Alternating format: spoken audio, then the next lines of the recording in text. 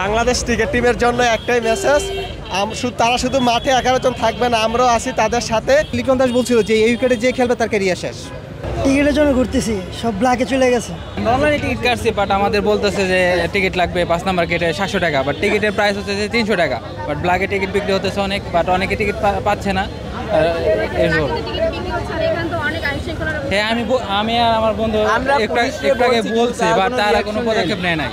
তারা বলতেছে আমরা ট্রাফিক পুলিশ, আপনারা থানা পুলিশকে গিয়ে বলেন, না আর্মিকে বলেন।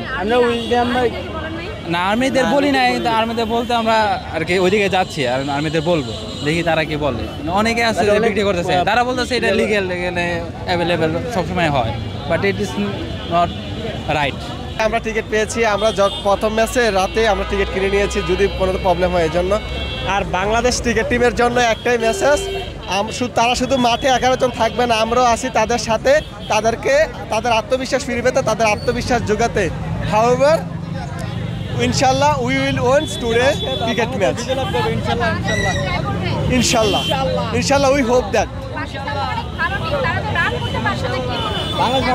এখন কথা হচ্ছে কি, বাংলাদেশের যেহেতু এটা বাংলাদেশ এটা হচ্ছে আমাদের পিচ, তো আমাদের দেশের ক্রিকেটাররা যদি এখানে ভালো না খেলে তারা কোথায় খেলবে? কারণ হোম গ্রাউন্ডে তারা ভালো খেলতেই পারে, স্বাভাবিক। ইনশাল্লাহ আমরা জিতবো, ইনশাল্লাহ। টিমের ভিতরে যত বড় বড় টিম আসুক না কেন, অস্ট্রেলিয়া ইংল্যান্ড আসুক না কেন, বাংলাদেশের সাথে কখনো পারবে না। সাকিবকে অবশ্যই মিস করবে, কারণ সে বিশ্বসেরা অলরাউন্ডার, সে পুরো বিশ্ব মাতিয়ে আছে।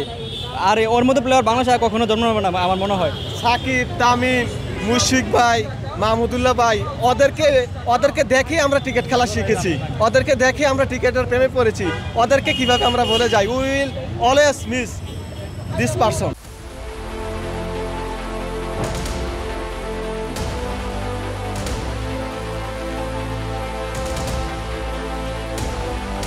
আমরা সবসময় বলে থাকি আমাদের যে পিচটা এটা ইন্টারন্যাশনাল যত ভেন্যু আছে সব উইকেট হচ্ছে পেস উইকেট থাকে, আমাদের মিরপুরটা হচ্ছে স্লো উইকেট।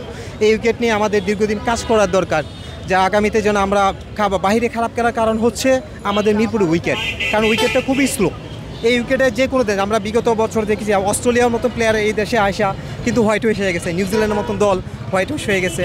সেক্ষেত্রে আমি বলবো যে আমাদের মিরপুর উইকেটটা ইন্টারন্যাশনাল আন্তর্জাতিকভাবে অন্য দেশ অস্ট্রেলিয়া নিউজিল্যান্ডের মতন উইকেট করার দরকার, তাহলে আমাদের প্লেয়াররা, কারণ এই উইকেটে লিটন দাস বলছিল যে এই উইকেটে যে খেলবে তার ক্যারিয়ার শেষ। টিকিট তো ওনাদের আজকে জিগাইলাম, স্যারদের ওনারা বলতেছে টিকিট নাই, অনলাইনে নাকি টিকিট আছে, এছাড়া টিকিট নাই। অনলাইনে এখনো ট্রাই করি নাই, ট্রাই করবো ইনশাল্লাহ। এই আশায় আসছে আজকে খেলা দেখার জন্য, বাংলাদেশ যাতে সিরিজ জয় করতে পারে। হ্যাঁ, আমার মনে হচ্ছে বাংলাদেশ সিরিজ জয় করবে ইনশাল্লাহ। ভালো, তারপরও বাংলাদেশের কাছে আজকে ম্যাচটা জিততে পারবে না। আমার মনে হয় সম্ভবত বাংলাদেশটাই ম্যাচটা জিতবে। টিকিটের জন্য ঘুরতেছি, সব ব্ল্যাকে চলে গেছে। অনলাইনে চেষ্টা করছি কিন্তু পারিনি, প্রথম তো। এখন তো ঘুরতেছি, ব্ল্যাকে দামটা বেশি চাচ্ছে, 300 টাকাটা 800 টাকা চাচ্ছে। আপাতত আমার জাকির আলী খেলা ভালো লাগে, ওর যে শট মারে না, ওই শটটা আমি কপি করি মাঝে মধ্যে, ঠিক আছে। পছন্দের খেলোয়াড় ছিল মাহমুদুল্লাহ রিয়াদ।